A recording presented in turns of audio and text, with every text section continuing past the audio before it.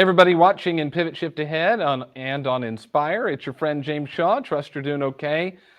My favorite thing I get to do every day is talk to genius real estate agents who are doing unique things right now to help their buyers and sellers in this market. And today we have a genius agent who's doing unique things to help their buyers and sellers in this market.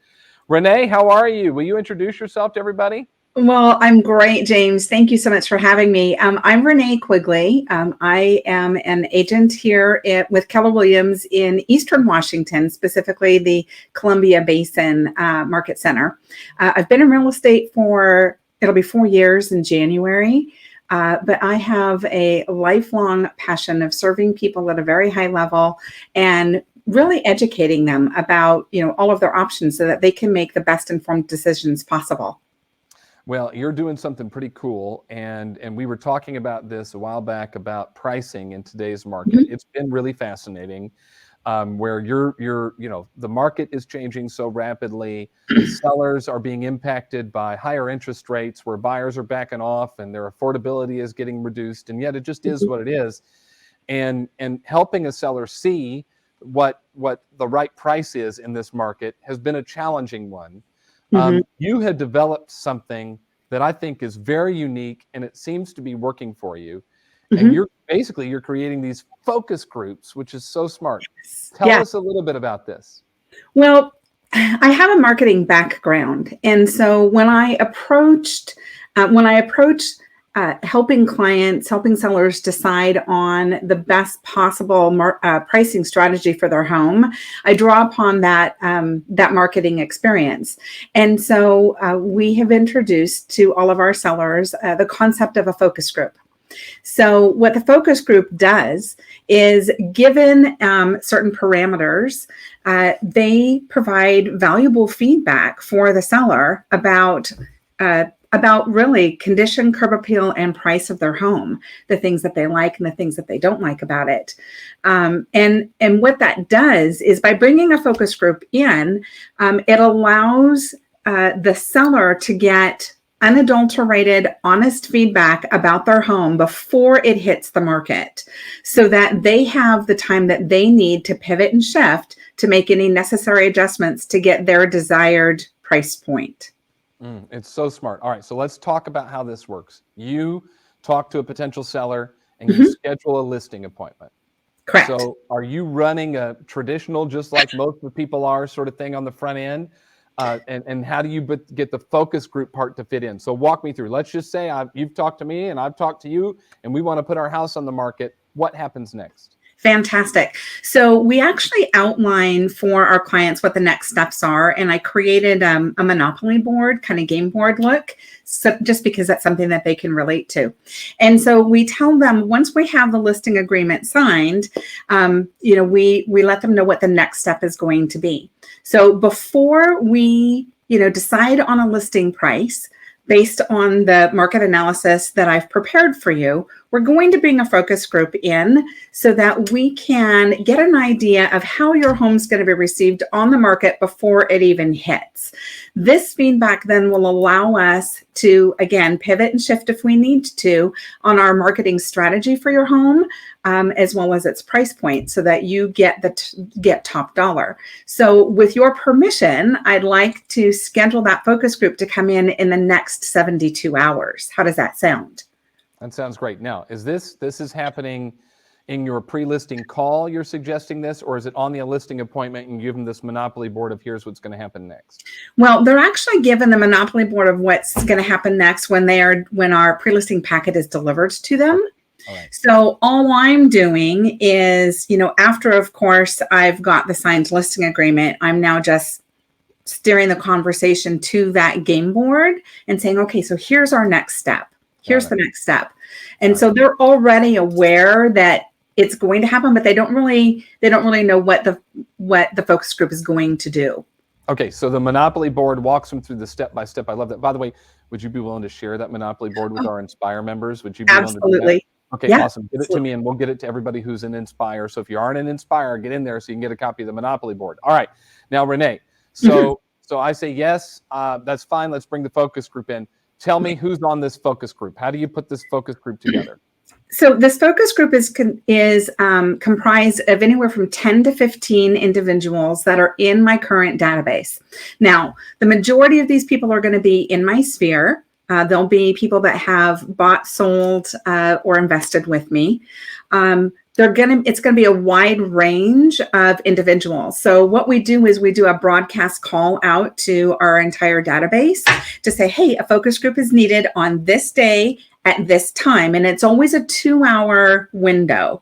So the focus group is run almost like an open house, in that they can come when they can during that 2-hour period.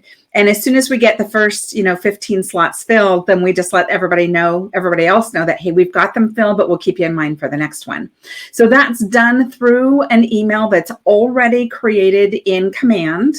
So all I have to do is just hit the button and let it go. I imagine you fill those spots. So now your focus group shows up for their 2-hour window. What happens next?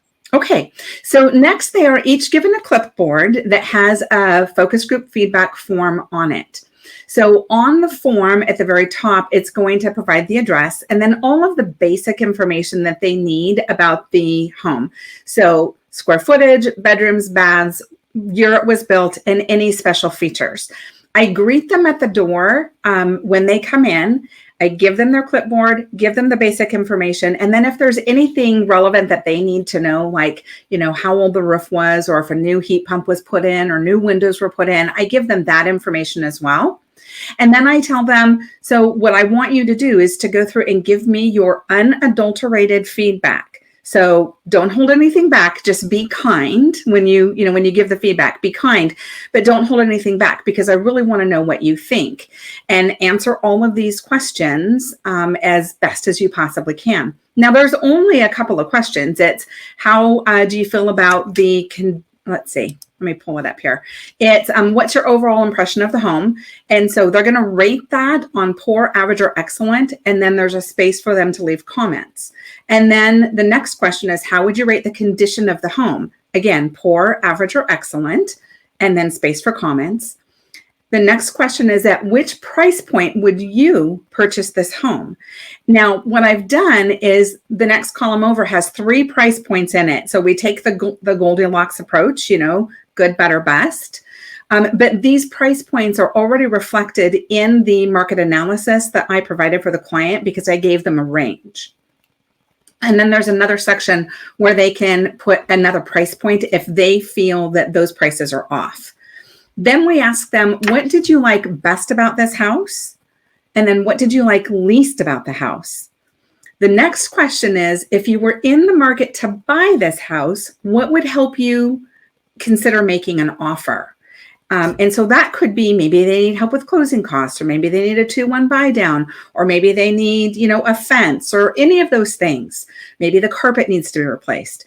So this information is also very helpful, because if I've made those recommendations to the seller in advance and gotten any pushback, the target is now off of me and it's on the feedback from the focus group, and they can't argue with that now, because it could be a reoccurring theme that, maybe 9 of 12 focus group members provided. And so it helps to create a clearer picture for them about what they can expect to hear when buyers come through the door. And then the very last question we ask them is, what other feedback can you provide that would be helpful for my seller? And that pretty much is the form. Renae just gave you all the questions so you can create the form. I'm going to ask you, will you share the form with our Inspire members? Absolutely. Okay, great. So we're going to get the Inspire members. If you're a member of our private mastermind group, Inspire, you'll get the Monopoly board that walks people through the process, and the form if you want to do this focus group. If you're not an Inspire member, you can join. That'd be one thing. Or she just gave you the questions. You can go create your own form. It's no problem. You can go through and do that. Renae, this is great. Yeah. I love it. So I have more questions. Okay. And so the next question is, obviously this is happening before you're live in the MLS. This is part of your listing process. You've got a signed agreement. Your MLS allows you to do something to keep it out of MLS for a certain time. So if you do this, you got to know what your rules are around when it has to go in the MLS and how all that works. You bring your 15 people through, your 15 people fill out the form. You now then go back to the seller to help pick the right price and share the feedback. So tell me about that process. So it usually happens like within the hour after the focus group has left. So the sellers come back to their home. I sit down, we review every single feedback form. So I let them know what they liked, what they didn't like, what they would recommend, and their price point. From here, I then ask the sellers, having this information, how does this make you feel about listing your home now? Or would you prefer that we give you 5 weeks of time so that these things can be addressed and we can bring the focus group back? And that's the key, is because you bring the exact same people back in and they know that, in advance that they could be called back. But you bring them back in, you have them do the exact same thing again with the exact same form, right? And it's amazing how their perception of the property changes once the things that they recommended have been addressed and tweaked a bit, because it's gold. It's liquid gold. This is great. So tell me a little bit about your results with your sellers that now that you have been doing this focus group. What's their feedback been and what's happened for them? Well, they really love it. I mean, the one time, what started me bringing the focus group back a second time was one time I had a seller we did the focus group with, and they all recommended that she replace her carpet. And she's like, no, we lived with it forever. The new sellers can do it themselves. So the focus group came in and said, you need to replace the carpet. She ignored it. But her comment to me was, if I had known this in advance, I would have replaced the carpet. Now, this was after the market had set, house had sit on the market for 2 weeks with no offers. And so what I have found is bringing the focus group back a second time is really, really helpful, because again, the seller can't argue with the information that's provided. And then the second time through, it's much more positive. And it really helps us to pinpoint that price point that we need to enter the market in. Now, I will do an updated CMA if 5 weeks has transpired, just because the market changes. But that's usually the only thing that gets changed and updated is maybe the price point when they come back the second time. My guess is that you're only doing the second visit of the focus group if that seller's decided to delay. Correct. Right. A lot of times you probably get the data you need from this focus group for the seller to make a better decision. Absolutely. Absolutely. And most of the time they opt to delay so that they can get improvements done. And then of course I bring in my team to come in, my painter, my contractor, my handyman, come in to get all that work done as quickly as we possibly can. But most of the time they agree to delay for at least 3 to 5 weeks so that those things can be done, and then they can get top dollar for their home.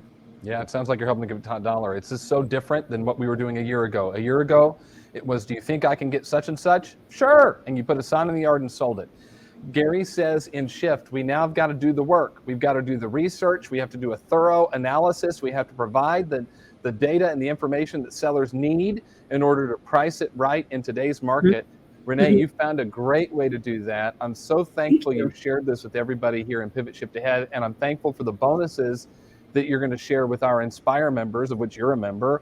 So tell me a little bit, though, a final pro tip or a final thought around this whole concept of this focus group. Don't short circuit the process. When you're sharing the feedback with your client, after the first focus group has come through, you really want to stick to facts. Don't elaborate unless they have, they've asked for any additional comments. Sometimes my focus group members will, provide additional feedback. The other thing is I do like to leave a copy of all of the feedback forms with the client. I've blacked out the participants' contact information so that, someone doesn't go rogue and call them and, why did you rate my house this way? So I do block that information out, block that off. But don't circumvent the process. Allow a good half hour, 45 minutes to review all of this information with them, provide it, but then allow them to feel that feedback because it's a pain point for them. So allow them to feel it and then to make an informed decision based upon it. Renae, you're a genius. Let me just tell you real quick, you're an absolute genius. Thank you for sharing with our community so that they can look. you could take this strategy if you want and go implement it and get really saleable listings that are fixed up and match what the market needs. So maybe a focus group is something you could try. Thank you, Renae, for sharing. I appreciate you. For everybody watching, thank you for watching. We'll see you next time. Have a good one, everybody. Bye-bye. Bye-bye.